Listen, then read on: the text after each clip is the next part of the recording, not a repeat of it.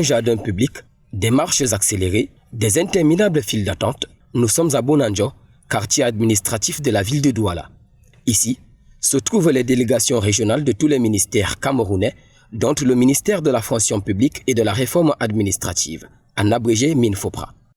Un secteur gouvernemental qui mettrait à mal la population. Même s'il faut reconnaître les efforts des collaborateurs du ministre camerounais de la fonction publique et de la réforme administrative, Joseph Lé, il y a lieu de relever quelques manquements. Parmi lesquels manquements, l'exigence quelquefois des pots de vin malgré la gratuité des services publics, dont la corruption, l'absence du personnel à leur lieu de service, ainsi que l'utilisation d'un système de fonctionnement archaïque. Avant, quand tu venais, le service était parfait et bien, mais aujourd'hui, ce n'est pas le cas. Aujourd'hui, les gens ont mis un peu, peut-être, je peux dire, je m'excuse, mais l'argent un peu devant, après tout, l'argent avant tout. Et ce n'est pas ça. Parce que ça fait aussi parfois, tu viens au bureau, tu ne peux pas trouver quelqu'un, il est là. Ou bien tu trouves quelqu'un, il te dit, si tu n'es pas prêt à le motiver, le service n'est pas bien fait. Et avant, ce n'était pas ça. La plus grande difficulté pour notre fonction publique, c'est que son système est encore archaïque, matériel. C'est-à-dire que notre fonction publique n'arrive pas à informatiser son système. Si les boîtes à suggestions ne sont pas promptement consultées, la population proposerait des mesures palliatives qui amèneraient la fonction publique camerounaise à réduire efficacement ces mots MAUX. Vous savez, le système informatique réduit le niveau de corruption. Ça réduit le niveau de corruption parce que quand le système est informatisé, le vol est moins, la corruption est moins. Tout est clair. Mais quand c'est d'une façon matérielle où on est obligé de travailler manuellement, il y a beaucoup de choses qui peuvent se passer, il y a beaucoup de documents qu'on peut falsifier. Quand on va les mettre dans les archives, ce n'est pas évident d'aller les retrouver là-bas. Mais quand le système est informatisé, ça veut dire que moi qui suis le chef responsable d'un service, si un de mes agents fait un travail, je suis en mesure de le contrôler étant au niveau de mon bureau. Rappelons qu'aujourd'hui, comme le 23 juin de tous les ans, se célèbre la Journée africaine de la fonction publique. Pour cette 25e édition, elle est placée sous le thème « Le rôle de l'administration publique dans la construction et le maintien d'une coexistence pacifique entre les communautés ».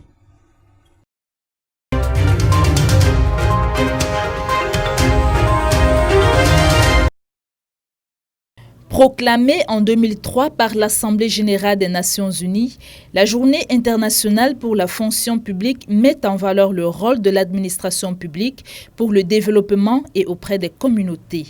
Au niveau national et international, le service public a un rôle décisif à jouer dans la mise en œuvre des objectifs de développement. Le 23 juin est donc l'occasion, entre autres, de mettre en avant le travail des agents de la fonction publique. Au Cameroun, très peu portent un regard favorable aux activités du service public. Selon les petits parcours, les expériences vécues dans certains de nos bureaux, je vois qu'il y a beaucoup de choses à refaire. Beaucoup. Si les Camerounais peuvent changer de mentalité et essayer vraiment de travailler pour que le pays s'y avance, ça sera une très bonne chose. Il y a trop de problèmes. Le Cameroun est vraiment à refaire. C'est un chantier en réflexion. Il faut refaire le Cameroun. La fonction publique camerounaise se présente et affiche une impression très fallacieuse vis-à-vis des usagers. Ça veut dire qu'on bavarde de beaucoup de choses, mais qui ne sont pas concrétisées. Le statut n'est pas respecté. Parfois, ça marche bien. Et puis parfois on a l'impression que ça ne donne plus. C'est un problème de suivi, donc on ne sait pas pourquoi. Depuis le début de la crise sanitaire due au coronavirus, les travailleurs publics se sont révélés essentiels. En première ligne, les agents de santé qui ne semblent pas, selon des avis, à la hauteur de la maladie. Tu dis juste que peut-être tu es mal à l'aise, tu as une température qui augmente, tout de suite. Vous êtes considéré comme malade déjà du coup, donc positif. Si bien qu'aujourd'hui, à l'hôpital, les gens n'y vont pas trop.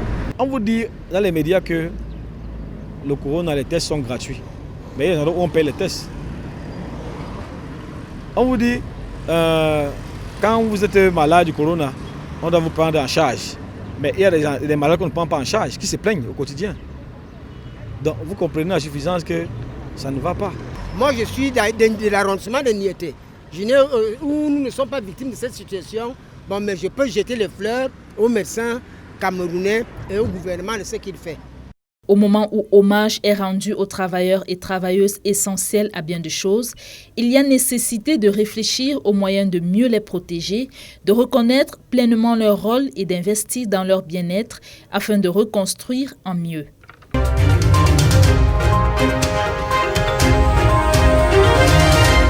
L'une des grandes victimes de la pandémie de coronavirus, c'est bien l'hôtellerie. Le confinement et autres clichés alimentés de suspicions ont anéanti l'économie de ce secteur d'activité. À l'Ouest Cameroun, tant bien que mal, les hôtels ont repris du service. C'était toujours très timide.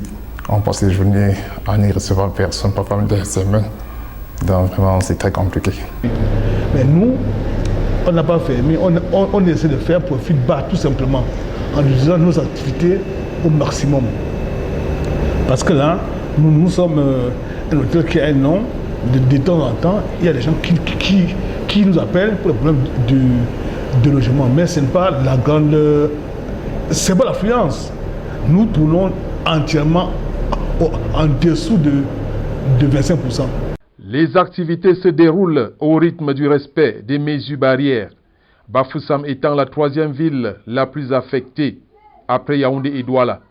Il y a des pancartes, des panneaux qui indiquent aux clients comment ils doivent se comporter dans l'hôtel.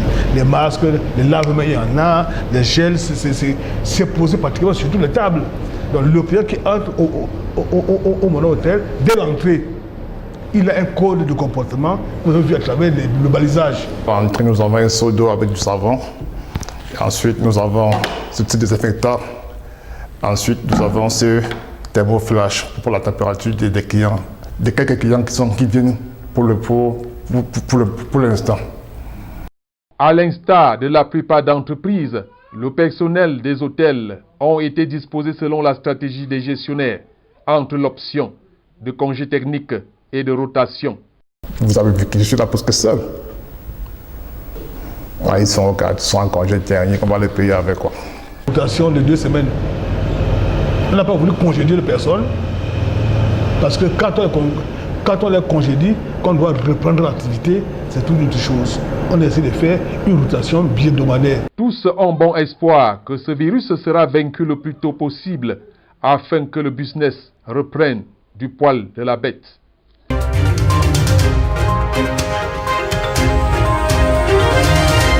Je jure devant Dieu et devant les hommes de servir honnêtement le peuple de la République du Cameroun, à ma qualité de président du tribunal coutumier, de rendre justice avec impartialité à toute personne, conformément aux lois, règlements, coutumes du peuple camerounais. En sacrifiant à ce rituel, le président du tribunal coutumier de Garoua, Sa Majesté Alim Gaga Ayatou, nommé par le ministre d'État, ministre de la Justice, garde des Sceaux, a prêté serment lundi. La salle d'audience du palais de justice a fait son plein d'œufs, en dépit de la pandémie de coronavirus, démontrant à suffire l'importance accordée au pouvoir judiciaire. Le Lamido de Garoua, qui a déjà la tête dans ses nouvelles missions, a par la suite pris part à la prise de fonction de ses 2 accesseurs, désignés par arrêté du ministre de la Justice, sur proposition du préfet et du président du tribunal de première instance. Sur leur table seront déposés les dossiers qui relèvent du droit coutumier tels que le mariage, l'agriculture, la foresterie, la chasse, l'utilisation générale des terres, les problèmes liés aux héritages et aux homologations de testaments. De par les compétences du tribunal coutumier, ils ne pourront juger que les Camerounais et non les étrangers.